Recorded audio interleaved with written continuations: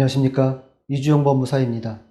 개인 파산의 경우에는 부채가 5억 원을 초과하거나 10억이 넘는 경우에도 신청이 가능합니다.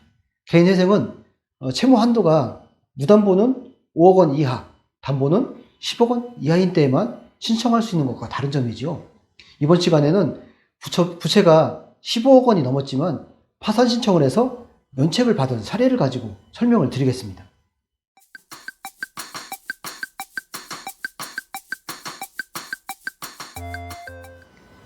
신청인은 법인을 운영하던 대표였는데요.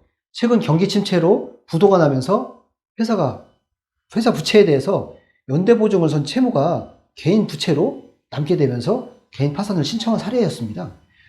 신청인의 직장, 수입 등을 알아보면요. 신청인은 현재 수입이 거의 없고 직장도 잡기 어려운 상황입니다. 실제 대표이사의 경우에는 어떤 직장을 구한다는 것이 쉬운 일은 아니죠. 부양가족은 없었고요. 배우자도 같이 보증인으로 되어 있으면서 동시에 부부가 파산 신청을 하게 되었습니다. 재산을 좀 살펴보면요. 재산도 현재는 남아있진 않았습니다. 1년 전부터 자금 사정이 악화되면서 부도가 났고 부채가 총 15억 원 정도 되어 있는 상태였었고요. 또 만약에 이렇게 부채가 15억 원이 되었다면은 파산 신청이 가능할까요? 결론부터 말씀드리면요. 파산은 금액에 상관없이 신청이 가능합니다. 그럼 이 경우에 준비해야 될 사항들은 무엇이 있을까요? 법인을 운영하다가 개인 파산을 하는 경우에는요, 가장 먼저 준비해야 될 사항, 중요한 사항으로는 법인 재산하고 부채 청산 내역입니다. 법인의 재산에 대해서는 부동산이나 차량, 임대차 보증금, 또 유체동산에 대해서 그 처분 내역을 정리해야 됩니다. 이를 구체적으로 살펴보면요.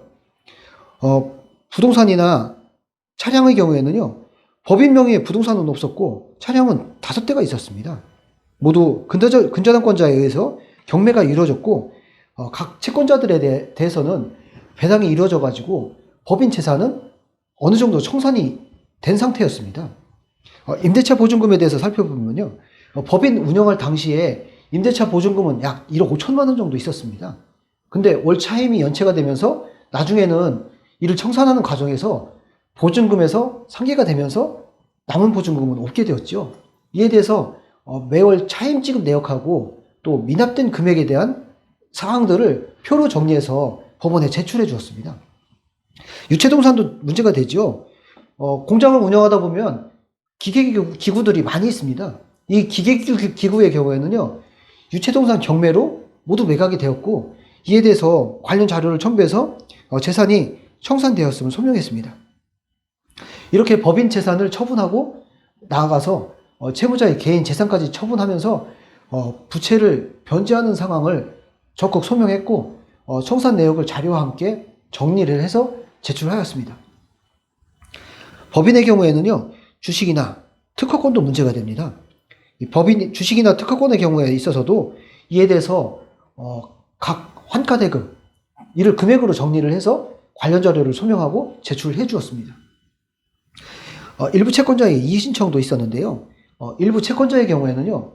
법인 부채를 변제한 것을 가지고 채무자가 개인 재산을 처분해서 파산 상태에서 재산을 처분했으니까 이는 부인권 대상이다. 그래서 면책을 해주면 안 된다라고 이의 신청을 했습니다. 이렇게 이의 신청이 들어오면 이에 대해서 적극 대응하셔야 됩니다. 저희는 이에 대해서 부인권 대상이 아니다. 오히려 정당한 변제 절차였다라는 것들을 자료와 함께 신청서로 제출을 해주었습니다. 위 부부의 경우에는 파산면책 사건에 있어서 많은 소명 자료하고 이의 신청에 대한 적극적인 대처로 인해서 모두 파산면책을 받게 되었습니다. 개인 파산은 부채가 수십억 원이 되더라도 신청해서 면책을 받을 수 있는 그런 절차입니다. 이상 부채가 15억 원이 넘었지만 파산 신청을 해서 면책을 받은 사례를 가지고 설명을 드렸습니다. 구독해 주셔서 감사합니다.